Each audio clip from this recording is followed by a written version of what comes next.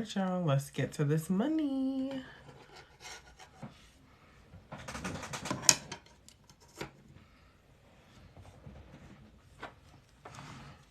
Who is ready for grant proposals today?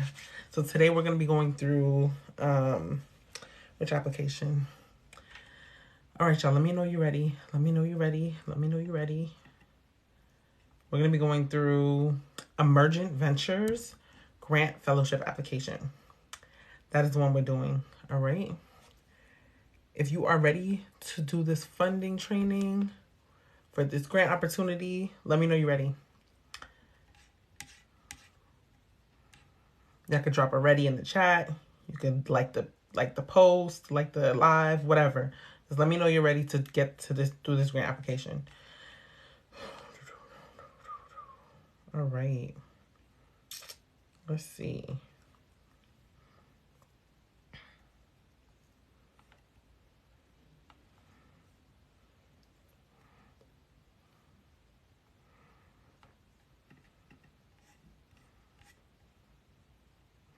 All right, cool. So we got 24 likes. That means somebody's ready. All right, so let's go. First of all, opportunity that we're doing today is Emergent Ventures Grant Fellowship / Fellowship Application. All right, so y'all. Yo, I'm telling your parole officer, I don't have a parole officer. Sorry. Please go troll somebody else. All right, so here we go. We are going to go through the Emergent Ventures Grant Fellowship Application. All right. Valeria, I don't know how to pronounce that, but thank you so much for the love. We're going to get this live to 5K likes today. All right. Today's the day. I feel it. All right. Let me just adjust this 30-inch bust down dread situation. All right. Standard rules of operation. All right. When we go through these applications, we always open up a Word document so that we can save our answers. There aren't too many answers to save on this in the first place, but we're going to go through a couple things. So you do want to open a notes document anyway, because we have quite a bit of information to go over, because this one is a little bit different than all the other grants we've done before. All right. So go ahead and open up a Word doc. And then we're going to go through the qualifying questions and like requirements and all that stuff like we do per usual. If this is your first time joining a live, my name is Natalie. I'm a financial strategist, and I've been helping businesses for the last 2-3 years or so. This is going to make 3 years at the end of this year. Figure out how to find funding and money opportunities within their business. So that's my job. All right. I've done 6 figures in funding for my own business, and hi, Gina. I've done 6 figures of funding for my own business, and I'm going to be going ahead and sharing soon how I'm going to fund some exciting upcoming projects. All right. Anywho, so today we're going to go through this grant opportunity, but this grant opportunity in particular, yes, please, I beg you. Okay. Like literally beg. We need to talk. Okay. All right. So this grant opportunity is asking for a proposal. What's a 6-figure? 6-figure meaning I've done $239,000 in funding. Just grants, not loans, not revenue, just grant opportunities that you did not have to pay back. Yes, ma'am. That's the 6 figures. All right. So now let's talk about what they want to know. All right. So open your Word doc so you can save your answers. Oops. After live, no worries. I'm making pancakes watching you. Okay, no problem. Save me some pancakes, all right? I actually was craving them a little bit earlier too, because I think my daughter had them this morning, but whatever. All right, so, all right, so this opportunity is going to ask you for a proposal. So if you are part of the 6-figure funding formula, which is a training that cohort 1 launched late in June, then you already have your proposal about to be worked out right now. We're almost at the end of the proposal phase. At the end of that training, participants they walk away with a proposal, they walk away with a pitch deck, and they walk away with the business plan. Okay? They also walk away with the ways that they can streamline this application process so that you're not spending hours on hours trying to get through applications. And we're also walking through how to build the skill sets or offboard some of this work to a VA, a virtual assistant, someone that you're going to hire to do this so that you can go ahead and not have to work in your business, but you can work on your business. What to do to become a six-figure. First of all, you're going to follow me. That's obviously, right? Because we go ahead and go through these applications fairly regularly on live. We have a grant list. You can join the community until it's going to be free until next week. So as of Monday or Tuesday of next week, I have to get with the guy who's doing the back end stuff, but early next week, it will not be free anymore. So you should join now while it's still free. All right. Because next week it will not be. That's how you're going to get the information on how you're going to do the six figures in funding. People who are in that community engage on the live. People have been getting opportunities just coming on the lives alone. Okay, not even engaging or doing anything else. So if you have a working idea about your business, then you will benefit just from the lives. But if you do not have anything at all, then join the community at the base level and you'll be able to get some more insights. If y'all tap on the screen, y'all, thank you. Thank you so much, China. Yes, please. Today yesterday we got it to 1.9 likes, but we're going to go ahead and get it to 5,000 likes today. That's the end goal before we get off the call. Okay. So, the community, people who are engaged in the community, they find out the opportunity. Thank you. I really do appreciate it. Do you need EIN? Okay. So base level, you need to have your EIN. You need to have your business structured and incorporated properly. We're getting 10K. Okay. I'm going to take your word for it. All right. So we are, you need to have your business formulated and structured properly before you even start trying to apply for some of these grant opportunities. Some of these grant opportunities just request that you have just your idea. They'll even just work with you with an idea, but some of them require that you have more in place, especially when we start talking about like larger levels of funding. So, China, you're going to make me blush and you really have to stop right now. I can't, but thank you for the love. I really appreciate it. Okay. So the higher levels of funding, like when you're talking about getting an investor or anything upwards of $10,000 to $15,000, $20,000, $25,000, they're going to be asking you for things like this. All right. Community members also get access to all trainings first. Okay. So that is a benefit to being in the community as well, because it gives you more touch points to be able to get resources and access that other people who are just joining the lives typically do not have. For example, if you're in the community, you got the grant list already. You got it yesterday. If you're not in the community, you are going to get it next week, right? And some of those opportunities might have already passed. And I'm not trying to be funny about it. It's easier to concentrate all my efforts on people who are already engaged versus trying to figure out when it's convenient for me to kind of like upload and work all that back end stuff, right? So anyway, join the community, find the resources that we have available. There are a ton of resources available. So if you want to go ahead and join the community while it's still free now, next week it will not be, or you want to join cohort 2 of the six-figure funding formula training, then you can go ahead and send a message with the link in my bio. All right. And I'll be sure to add you personally to a list where we can notify you. All right. So now let's get to the actual grant opportunity. So first and foremost, we want to, do they check for your credit? Some of them do. Okay. Because they want to know that you do not have any financial hardships, but mostly that you didn't commit like a financial crime.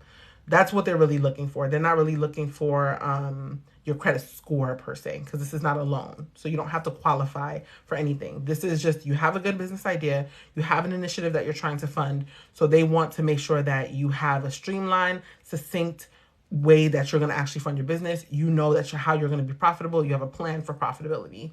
That's what the most important thing is. The credit is like just making sure that you're not financially irresponsible. But that's higher levels of funding. Like I'm going to say up to like if someone's funding $6,000, like 6 figures up, then they might ask you for a credit reference, not necessarily a credit check.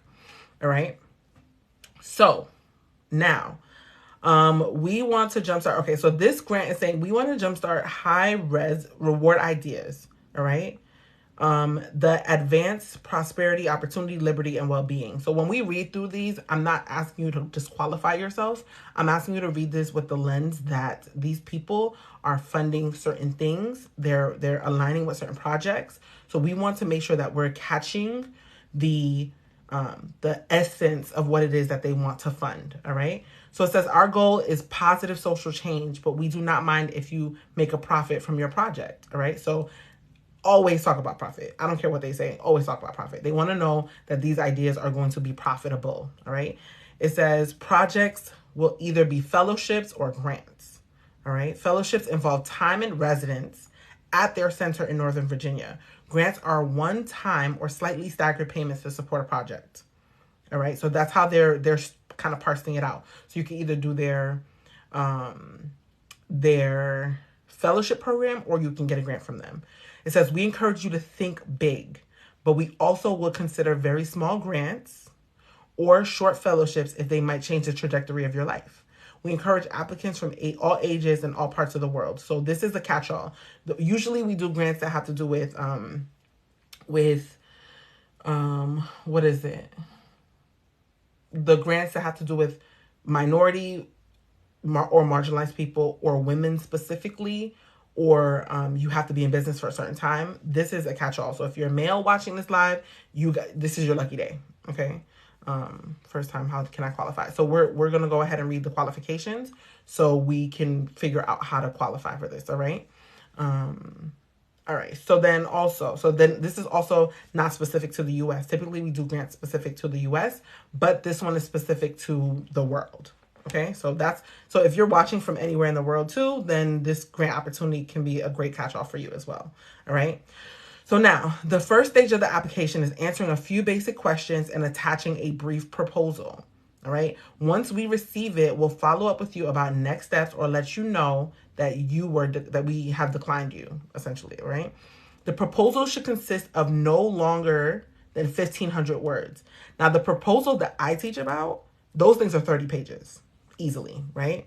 But if you use a tool like ChatGPT or Bard, you could, mostly ChatGPT, you can create a PDF version of your proposal and literally with the plugins that I taught you guys about, because I taught you how to use these plugins, and that training is in the community, all right? How to use ChatGPT Bard for your business.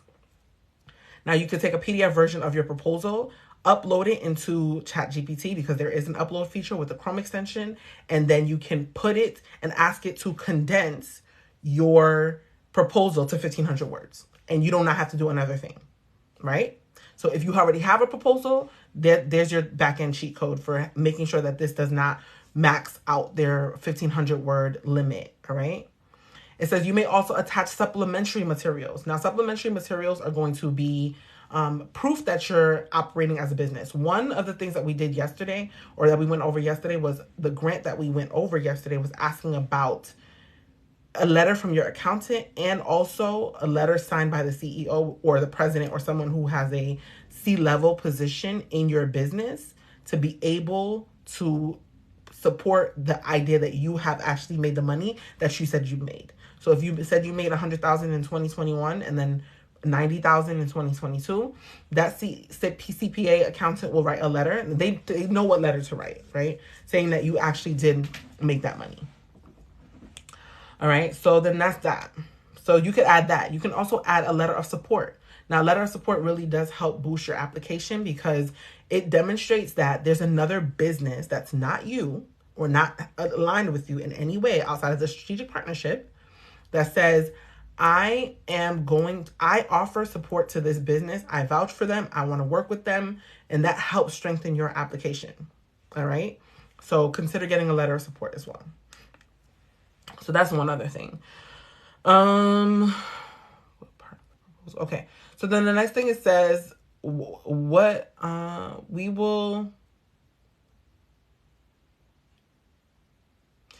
says we will read the proposal first and it must stand on its own. So the supplementary materials alone are not sufficient. Okay.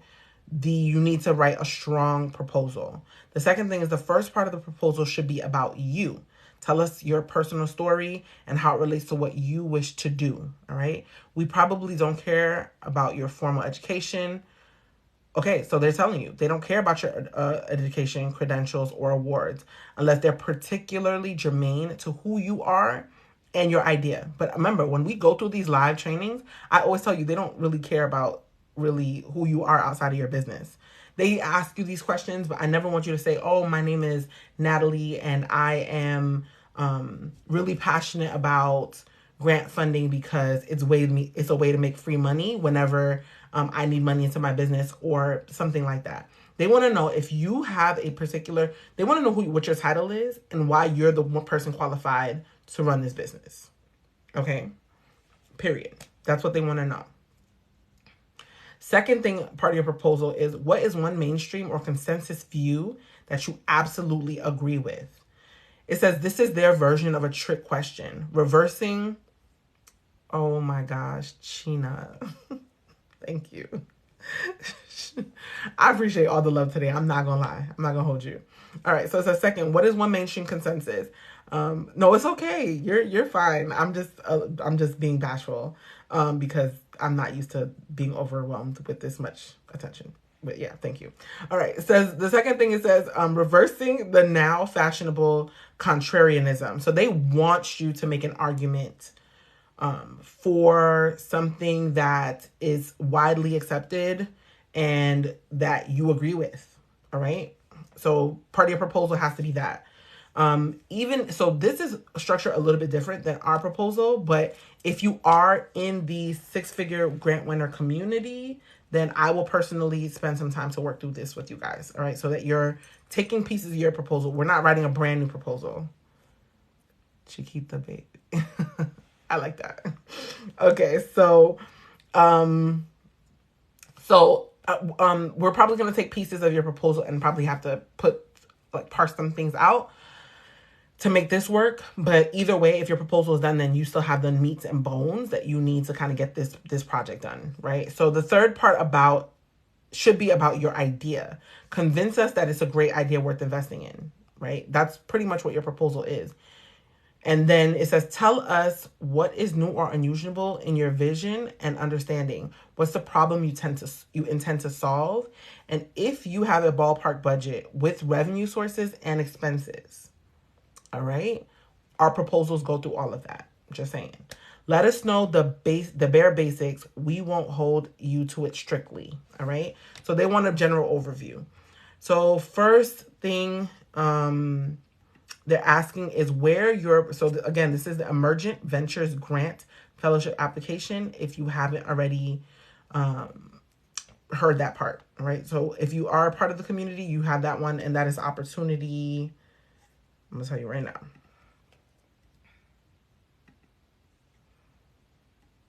And that is opportunity 13. That's the one we're going through right now, all right? On the grant list. Now, it's asking you the first question is, my project will affect, and you're going to say USA. All right. That's 1. 2, personal information is asking for your name. So your first name, last name, your middle initial or a suffix is optional. Email address. We always, without any doubt, put our email address that is tied to our business website. Okay. So Natalie at creditconversion.org, Natalie at, or info at whatever the name of the company is. You do not put Gmail, preferably don't put that. If that's all you have, do what you have to do. But consider working on building out your website and getting an email with the backend handle that's tied to your website. All right. It's asking your email type. So this is whether it's a personal email, school email, work email, put a work email for us. All right. Phone numbers should stand the same.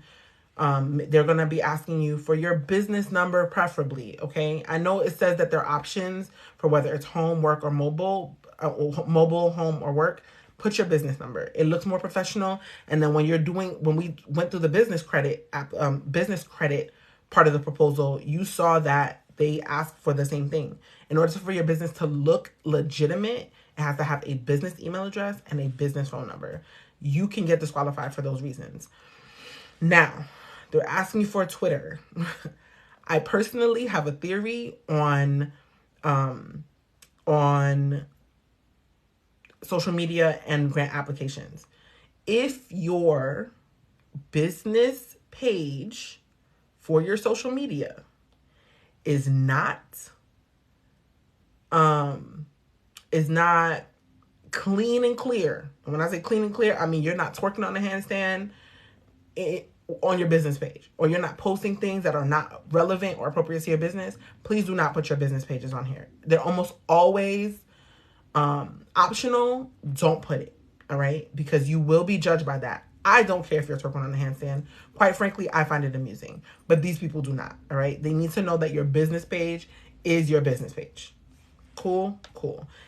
If you're going to put something, if you have to, put LinkedIn, because LinkedIn is perceived as more professional. All right. So it's to ask you now, where are you physically located most of the time? So it's asking if you're in the United States. If you are, which is probably relevant to a lot of us, it's asking you what state you're located in and then the city. All right. And those are not optional. You have to put something.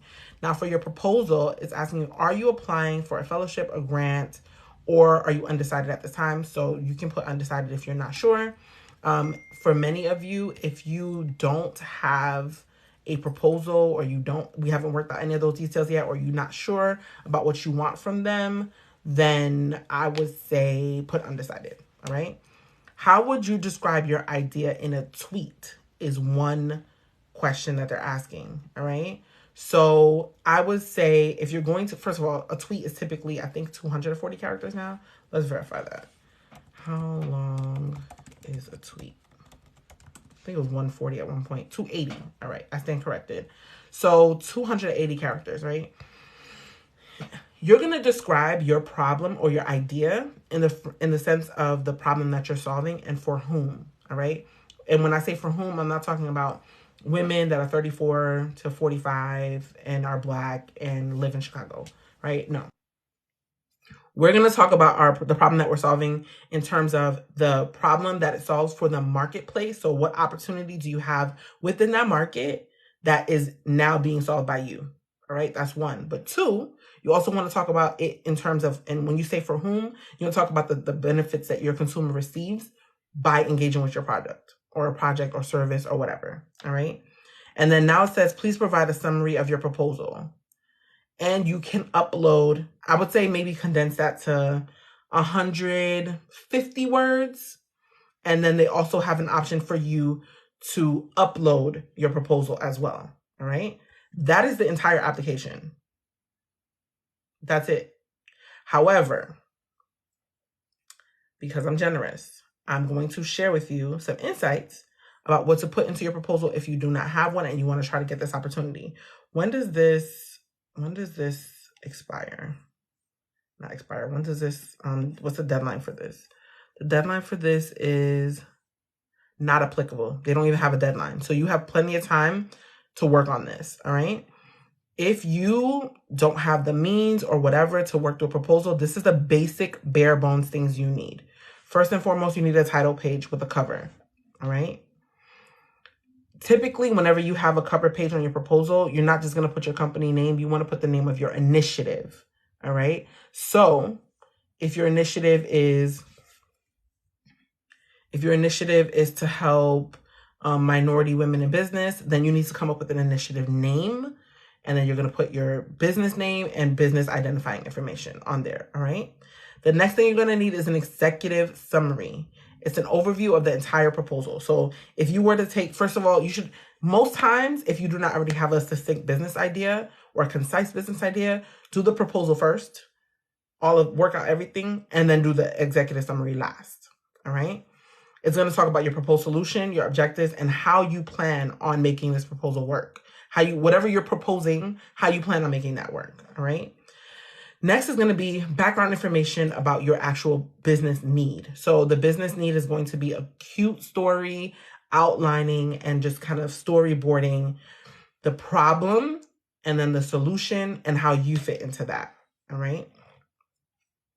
Now, that could also include your problem statement. So you want to define the problem that you're addressing. So for example, if you are a marketing company and you help businesses create ads and campaigns, those kind of things, that's not necessarily the problem that you're solving, because that's not the solution that businesses need.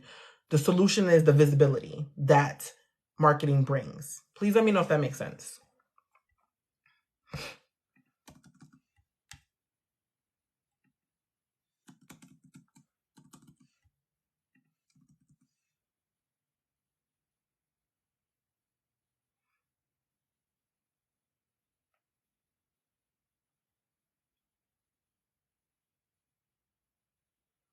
All right, let me know if that makes sense, y'all.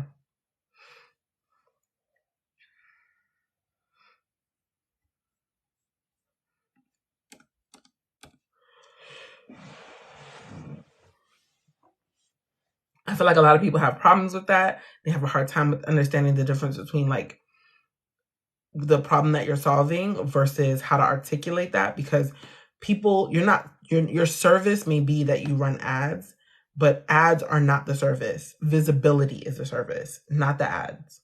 Okay? Period. Next, they want to talk about your goals and your objectives, right? So in each section, you want to talk about if you are, especially in the projections and the budgeting, if you are going to say that you're going to be profitable in year one and that you're outlining how you're going to be profitable in year one, then you need to talk about what goals you're going to set in place in order to do that. What objectives are you going to meet in order to see profits between year 1, 2, 3, 4, and 5, all right? Everything has to be measurable. If you joined me on the live before, then you know I'll say time and time and time again, quantify everything. We cannot just make statements and not provide data or any resources or anything behind it to support it. So quantify everything that you're saying, right? Next, how are you going to actually do this? What method are you going to take to implement the project? If you're saying you want to start a beach club, you need to source where that's going to be. You need to find out which locations are the best.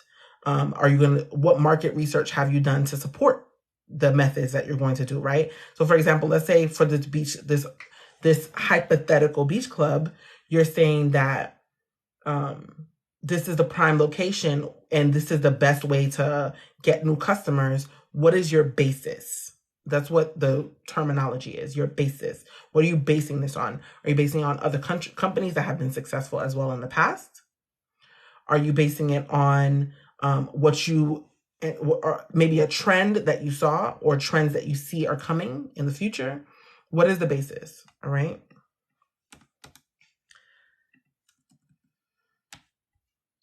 Now, this part is going to be the most important part in my opinion, but that's just because I like numbers. So maybe I'm wrong. Maybe I'm a little biased in this case, right?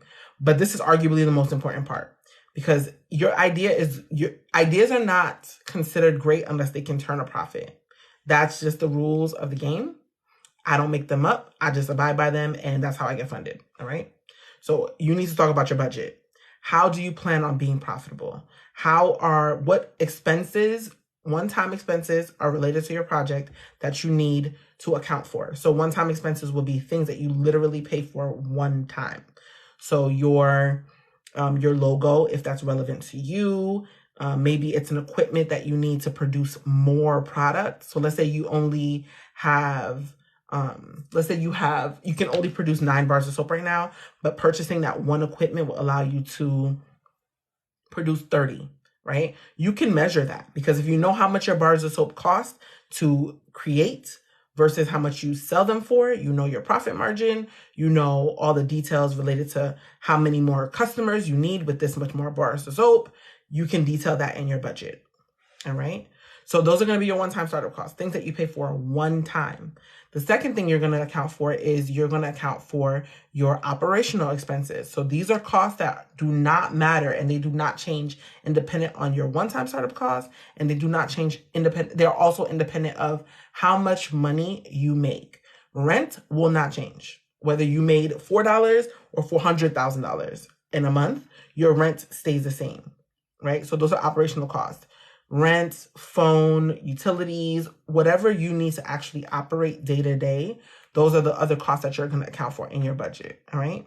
Next, you need to determine how many units you believe of whatever it is that you sell, you're going to sell. That is also information that's going to be outlined in your budget, all right? And then last but not least, the conclusion. You're going to give a cute summary of everything that we just talked about. And that's going to be your conclusion area. And that's what the meat and bones of the proposal should be, in addition to what they requested in this proposal section. All right? So take those two pieces of information, put them against each other, take it into ChatGPT, ask it to summarize it for you, and make it no more than 1,500. I would say 1,400 words just to be safe, because sometimes ChatGPT does its own thing. All right? Anyone have any questions about this process, proposals, all of that? Excuse me. Any questions?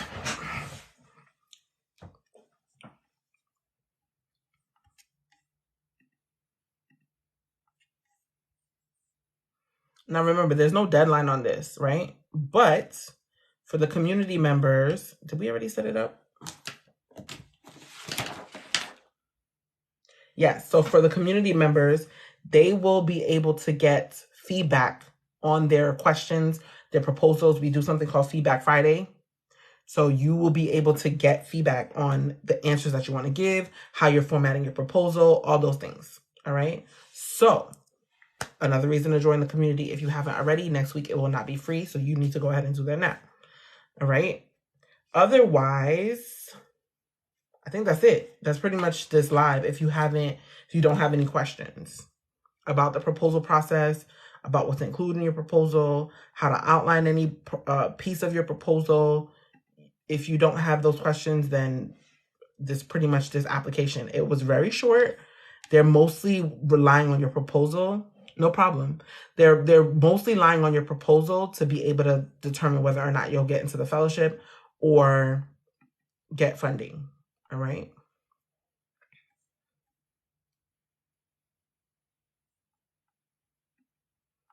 And I will be applying to this one, especially since it doesn't have a deadline and I'm working out some new ideas. I will be applying to this one whenever I'm done my new proposal as well. All right.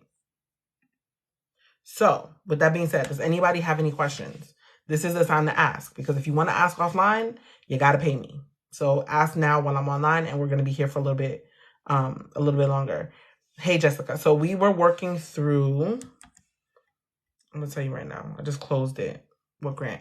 I'm going to tell you right now. So this is opportunity.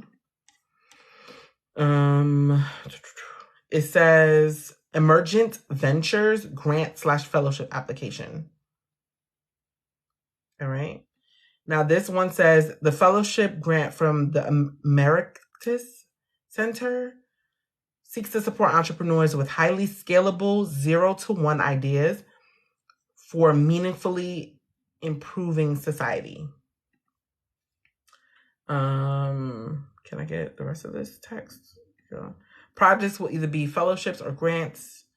Fellowships involve time in residence at the Mercatus Center in Northern Virginia. Grants are one-time or slightly staggered payments to support a project. All right. Now, here's the thing, though, right? It does not say, I'm going to go on their website. It did not say how much they're actually funding, which is another thing, because let's see. And they were talking about how they want big ideas. So you got to think big on this one. All right. Don't just talk about how you want to start a lash company. That's fine if you want to. But what impact is that going to have? That's the kind of things that they want to fund, these particular people. All right. So there's like a 3-minute video on their website. And it says, what's your moonshot? That's the question. All right. So they're asking you, what's your big idea that it literally feels like you're shooting for the moon? All right. So this is through the George Mason University. What else?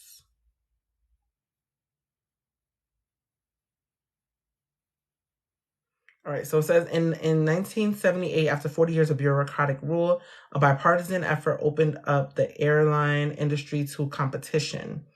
The changes were transformational. Air travel, once only for the well-off, is now a common way to get home for holidays. Overnight shipping was virtually impossible. Now it's practically a requirement for customers and businesses alike.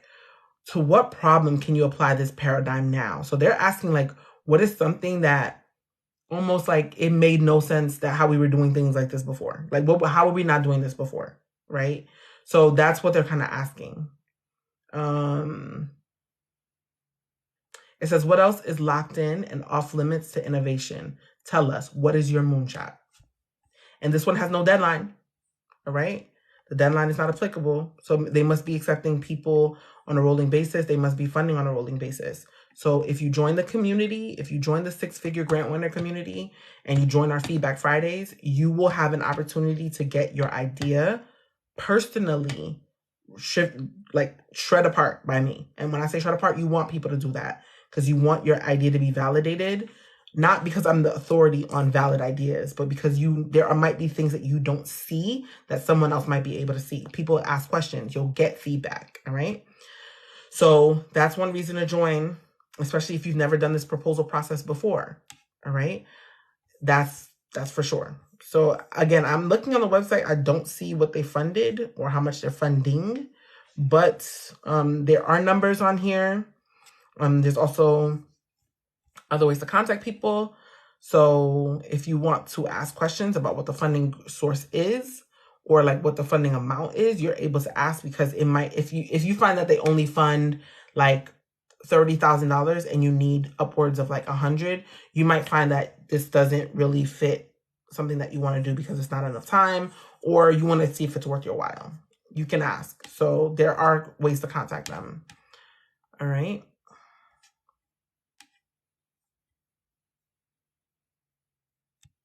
All right, so if there's no questions, then we're out of here, pretty much.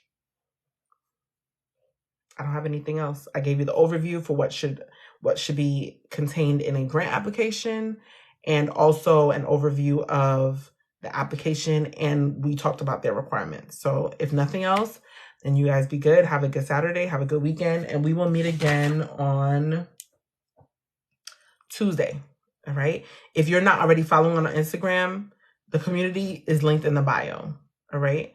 If you have not already followed on Instagram, go ahead and do that because that's where our grant calendar is listed. So all the opportunities when we're going to do them is listed on that. So what day and what opportunity, okay? So if you want to know like what's coming up next, what opportunities coming up next, that calendar is up there. And it's been, I want to say through Saturday of next week. Or Friday. No, it's been updated through Friday of next week. So we have a grant opportunity on Tuesday. We have a grant opportunity on Thursday and Friday. And then every day I'll let you know what time we're going to go live so that you can do it then. All right. So that's it. Have a good day, y'all.